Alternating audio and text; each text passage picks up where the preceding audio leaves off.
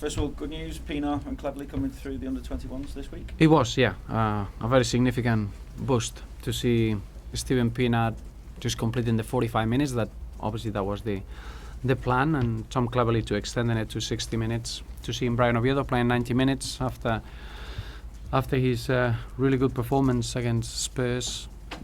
The next bit of football was with the national team, and it's been great to see them coming back so sharp and ready to add to the squad. So from that point of view, very good news. And then seeing Leighton Baines progressing extremely well with Mo Besic and Tony Hibbert and Aidan McGeady. So we're getting very, very close of having a full squad. So is Cleverley ready for this weekend, and how far away is Pienaar going to be? I think it's fair to say that it's just to see how he reacts from the game on Tuesday, and the next two sessions are going to be very important to measure that.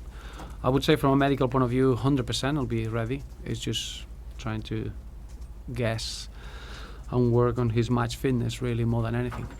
And with Pienaar, you mentioned Leighton Baines as well, that kind of combination and what Stephen brings to the side.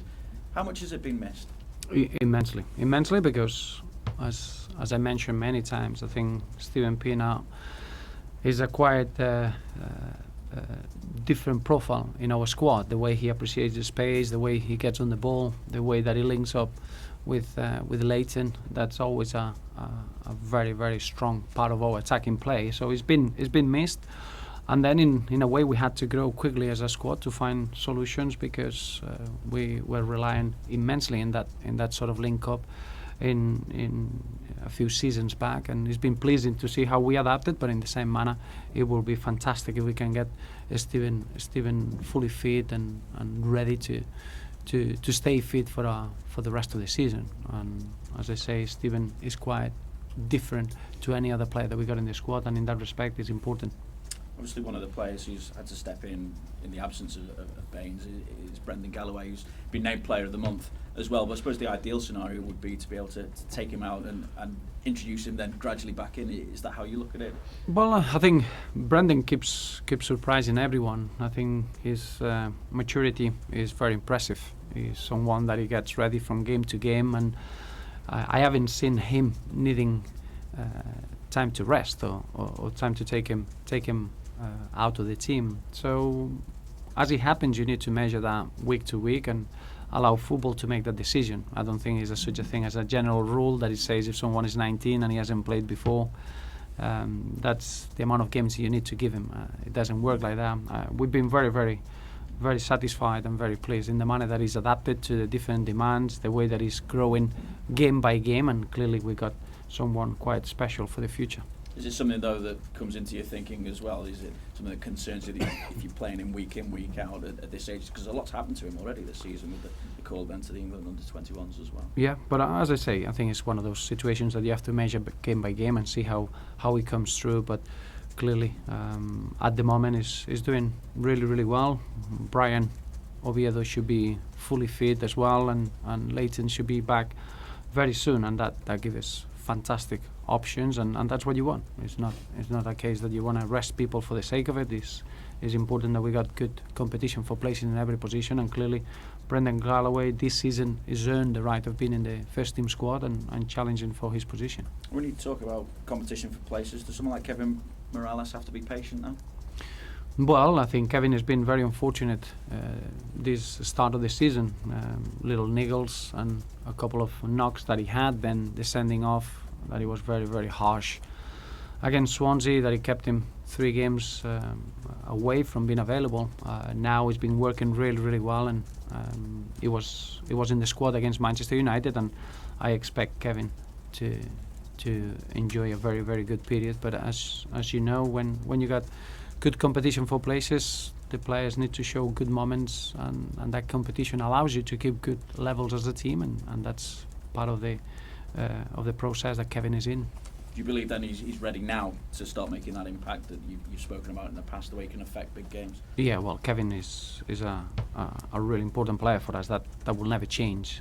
As I say, he's been very unfortunate, and that happens in different moments in your career as a player. You get through little spells that for one reason or another you cannot get any momentum, and I expect Kevin to start to discover that momentum and that goal scoring threat that he brings is very important for us. So I do expect Kevin to have a massive say in our performances ahead. Obviously, we spoke after the Manchester United game. What reaction are you expecting now from the players, especially given the lack of wins at Arsenal?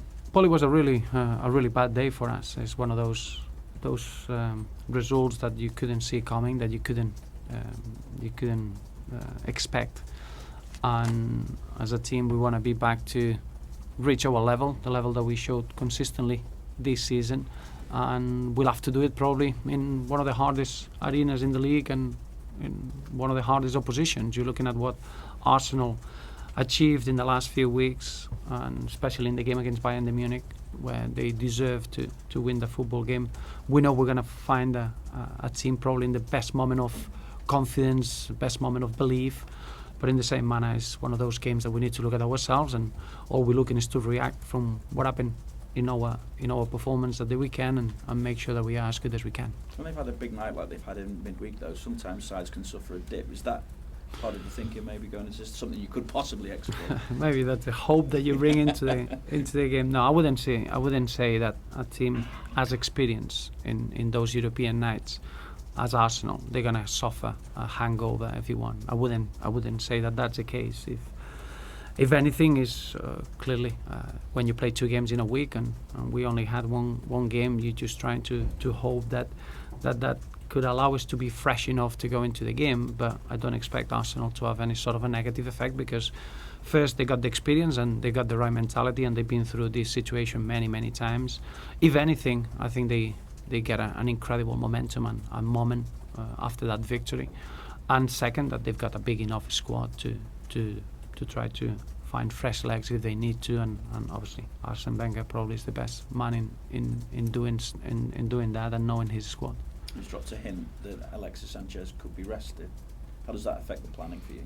It affects if they decide to play with 10 men. I think that will be a big advantage. If they drop him and they replace him with someone else, I'm sure that there's not going to be an advantage at all. This is probably the last game in your really tough start to the season. How well do you think the squad have come through it? Really well. I think it's fair to say that the start of the season has been challenging for us, not just because of the level of opposition that we faced. I think it's internally we had to cope with certain injuries in the back four, especially, that we had to find solutions, and it's been very pleasing. In first, the manner that we cope, and second is seeing the young players being given opportunities and reacting extremely well. So the start of the season has been as challenging as we expected, but really good, and I think we showed signs of a really interesting season ahead. Now the start of the season means nothing if you don't carry on with that consistency and those levels, and I do feel that this period until the international break now is a very important period for us, facing Arsenal away from home. As I mentioned, you're looking at historically is not a fixture that we do too well in our football club, so it's an added incentive for us to make sure that we can change that round, and it will be a really good way of completing that block of 10 league games. Considering they're in second place, have you been surprised that Arsene Wenger's had some criticism this season?